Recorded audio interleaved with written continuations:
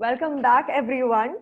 We have a great session coming up right now. This is also the last session for this track, Busting the Top 5 Myths in EdTech by Dhruv Kamath. Dhruv is currently an associate product manager at QMath, an EdTech startup.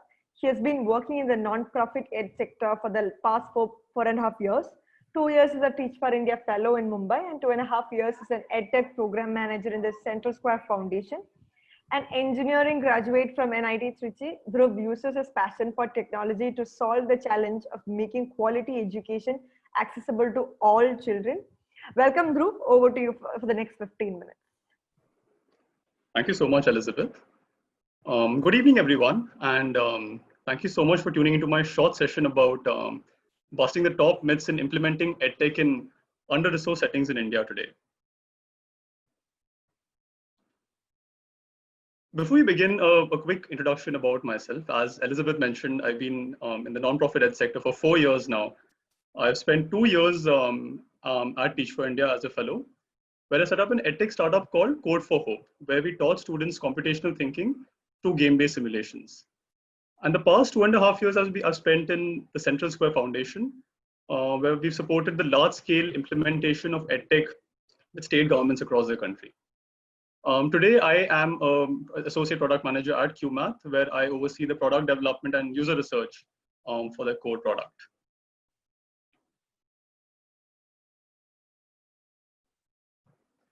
So usually, when you think about EdTech interventions, right, they usually tend to be either top-down, where the people at the top mandate that all the people in the state use EdTech, or they're bottom-up, where teachers, students, and parents basically push the system to increase the adoption of these solutions.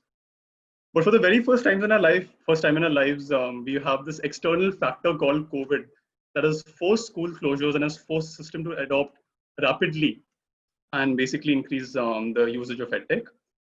This has, in a way, led to a fundamental change in people's mindset at every level. So for example, if you think about it, teachers, BRCs and BEOs who used to travel for hours for meetings are now doing all their meetings via virtual conferences with the district offices, which is so unusual for a system that has not adapted that way in the past so many years.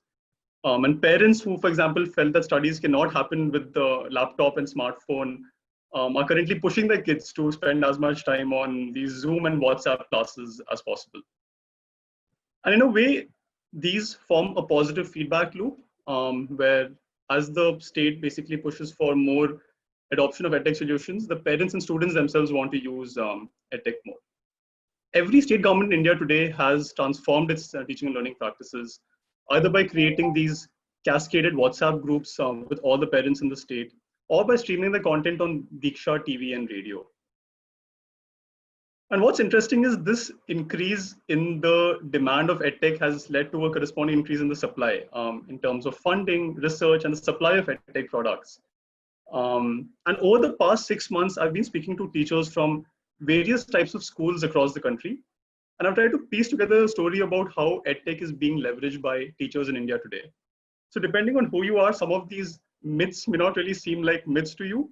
But I will use these 5 as a lens to talk about some of the best practices that innovative teachers in India are using today.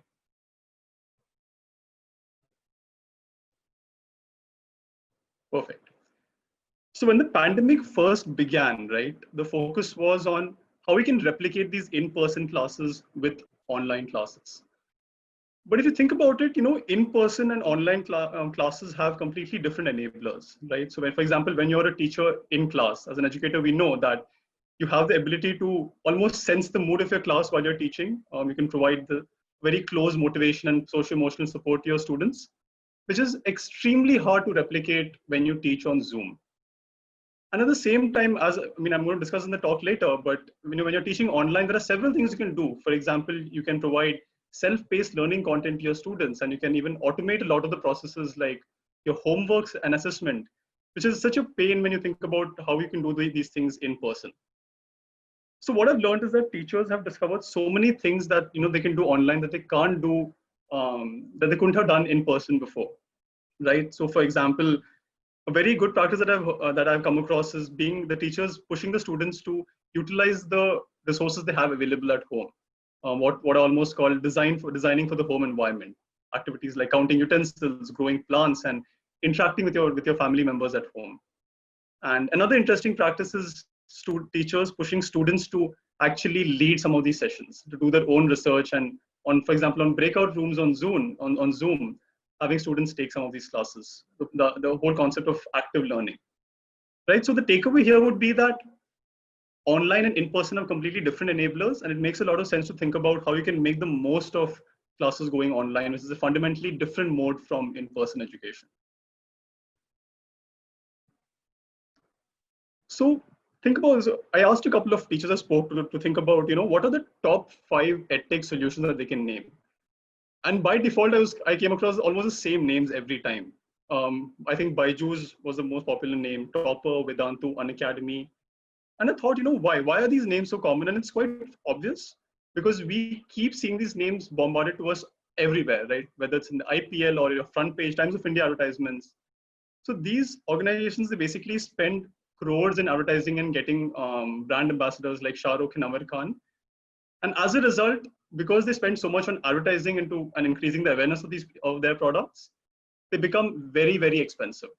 So any of these products that I just mentioned, for example, are not short of 30, 40, 60,000 rupees a year, which is way beyond the budget of most families in our country.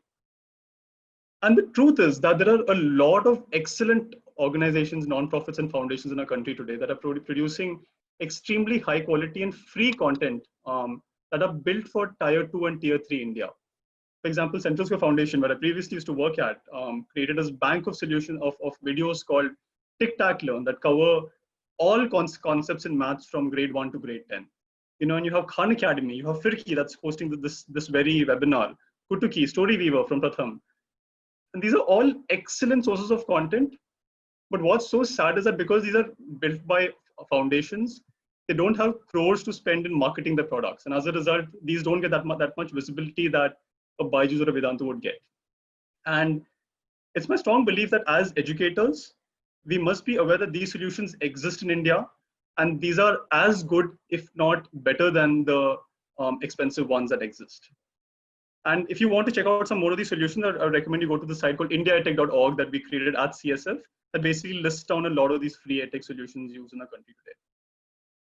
And another interesting consequence of these organizations marketing the product so well to parents at home is that you have this notion that edtech is only about students downloading apps on their phone and using it at home. And that's quite untrue because research that we've done at Central Square Foundation has led us to believe that there are multiple use cases of edtech in the teaching and learning process, right? And if you can just spend a minute on my screen, I know it's fairly dense, full of text, but we have found 8 key use cases, right? From lesson preparation to homework to assessments to parent participation and parent-teacher communication. And these are all critical aspects of the teaching and learning process. And each and every one of these aspects has multiple edtech solutions through which you can do these. So as educators, you need to think about all of these use cases and try to see which solutions we want to use to sort of smoothen down which of the processes. And at the end of this talk, I'll be showing you a couple of edtech solutions in each of these buckets, which you might find quite useful. So I spoke to many teachers, right? And a lot of them claim that online teaching is extremely time consuming. And they mentioned, when I asked them, what are you spending time on when you say online teaching is time consuming? They spend the most time in recording their video lessons and correcting assessments. And if you think about this, right, in the past 7 months especially, content has become so widely accessible. There are so many teachers across the country, including Teach for India fellows and government school teachers, who have made hours and hours of content covering every single concept in every single like syllabus across our country, and they're all like free of cost on YouTube. And all this is in addition to the free edtech sort of solutions I showed you 2 slides earlier. So today it's completely unnecessary to create your own videos and your own content when there is so much good free edtech solutions out there. And what I almost push you to think about is what are the kinds of things that humans can do really well, and what are the kinds of things that computers can do really well. So what we call these interpersonal human processes, like forming personal connects with students and social emotional support that I spoke about, these are things that technology cannot do really well today. But at the same time, assessment correction, homework correction, creating lessons, these are all things that are available online. So as educators, I think it's very important for us to think about where we can spend our energy most efficiently. Or rather, what is the trade-off? If we spend, for example, 1 hour in creating a lesson when there are already so many lessons out there, versus if you spend that 1 hour in doing a small group discussion with a bunch of 5 students, which one do we think will lead to greater improvement in student learning? Right? That's how I think we can think more effectively about how we use our time, because it's quite obvious that stuff that can be done by technology today should be done by technology. And as teachers, we should be spending more time connecting one-on-one with our students.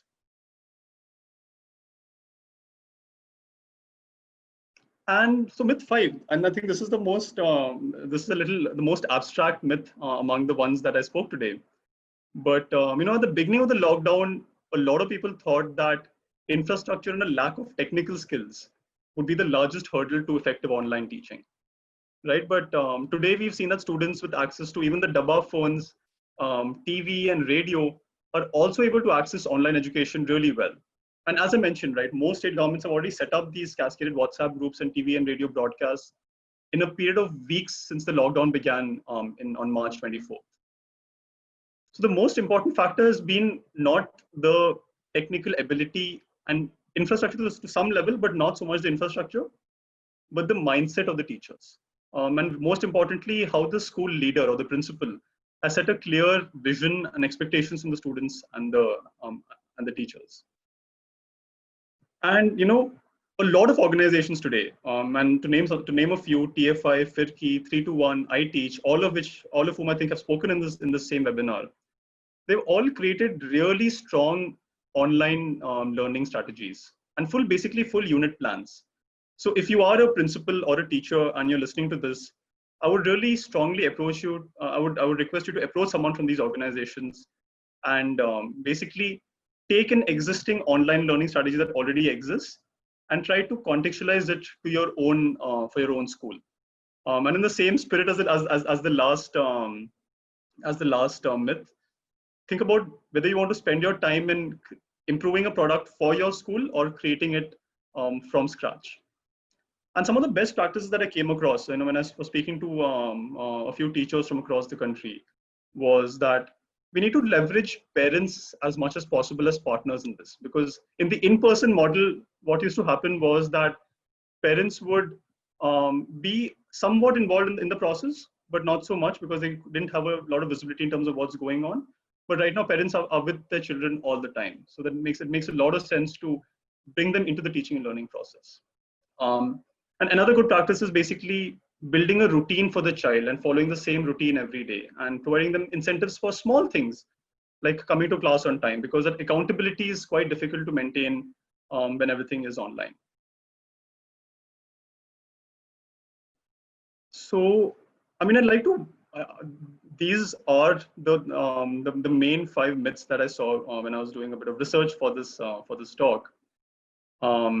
And I hope you take away a couple of important points from this. And on the slide right now, I'm just going to keep this for a minute, but I put together some really good, either free or freemium EdTech solutions that cater to each of those use cases. So for example, if you want to see what are the free products out there for assessments, you can check out Kahoot and quizzes. And also on the right-hand side, I've put together some organizations that have created really good online learning resources like FIRKI and 321. And of course, you can go to India EdTech to check out a lot of free EdTech solutions.